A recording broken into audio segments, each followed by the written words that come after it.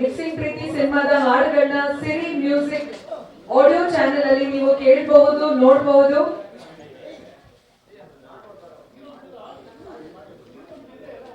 Cinema team ದಯವಿಟ್ಟು ವೇದಿಕೆಗೆ ಬನ್ನಿ. Mixing Preethi cinema team please ವೇದಿಕೆಗೆ ಬರಬೇಕು.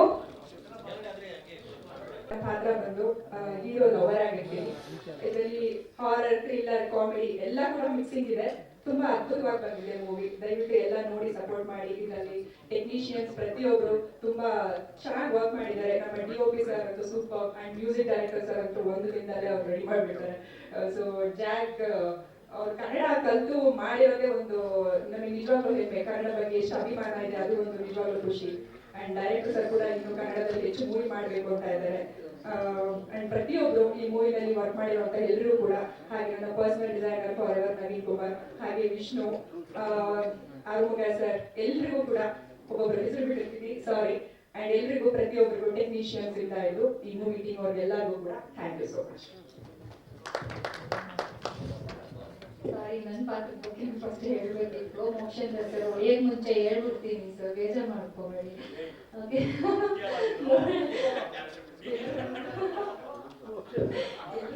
ಡೈಲಾಗೆ ಕಂಟಿನ್ಯೂಟಿ ಎಲ್ಲ ಹೊಡಿತಾ ಇದ್ದಾರೆ ಅಂತ ಬೇಜಾರು ಮಾಡ್ಕೊಳ್ತಾರೆ ಮೋಕ್ಷನ್ ಸರ್, ಬೇಜಾರಾಗ್ಬೇಡಿ.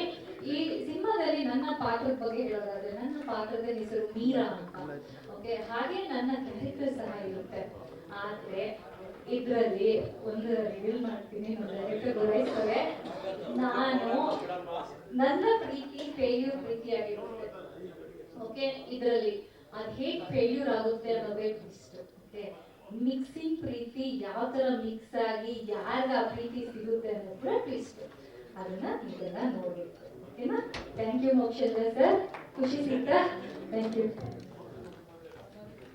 ಆಕ್ಚುಲಿ ಎಲ್ಲರೂ ಹೇಳೋದು ಅವ್ರವ್ರ ಏನೋ ಅನಿಸಿಕೆಗಳನ್ನ. ಸೊ ನಾನು ಏನ್ ಹೇಳಕ್ ಇಷ್ಟಪಡ್ತೀನಿ ಅಂದ್ರೆ, ನಾನು ಒಂದು ಫ್ಯಾಮಿಲಿ ಟ್ರಿಪ್ ಹೋಗಿದ್ದೆ.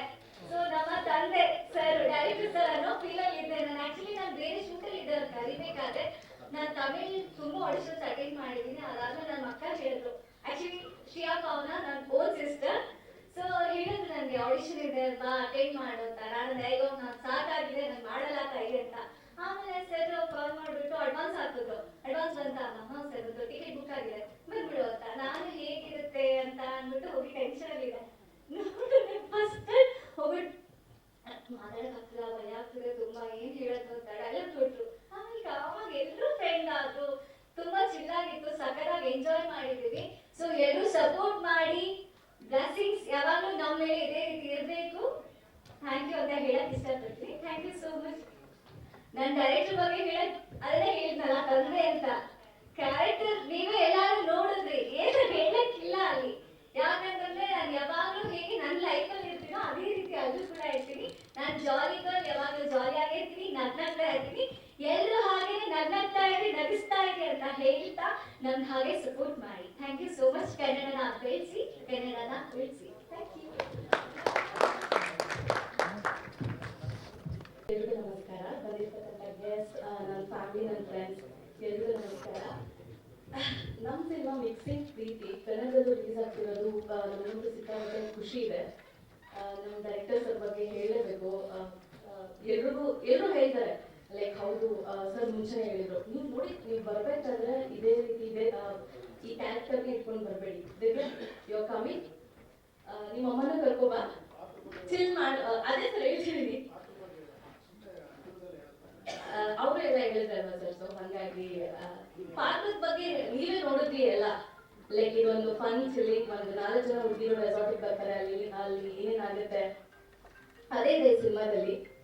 ನಾನು ಸ್ವಲ್ಪ ಸ್ಟೇಜ್ ಹೋಗಿದ್ದೆ, ಸೊ ಹಾಗಾಗಿ ಎಲ್ಲರೂ ಫಂಬಲ್ ಆದ್ರೆ ಸಾರಿ. ನಾನು ಡೈರೆಕ್ಟರ್ ಸರ್ ಬಗ್ಗೆ ಹೇಳ್ತಿದ್ದೆ. ಸೊ ಹಂಗೆ ಹೇಳಿದ್ರು, ನೀವು ಚಿಲ್ಲಾಗಿ ಬನ್ನಿ, ಆರಾಮಾಗಿ ಬನ್ನಿ ಅಂತ. ಆ್ಯಕ್ಚುಲಿ ಹಾಗೆ ಇತ್ತು. Very calm and composed person.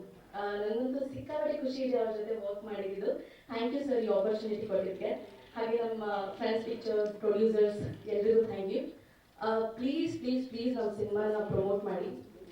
ನಾನು ಮೀಡಿಯಾದವ್ರಿಗೆ ಇದನ್ನೇ ಕೇಳ್ಕೊತೀನಿ, ಲೈಕ್ ಆದಷ್ಟು ನಮ್ಮ ಸಿನಿಮಾನ ರೀಚ್ ಮಾಡ್ಸೋಕ್ಕೆ ಟ್ರೈ ಮಾಡಿ.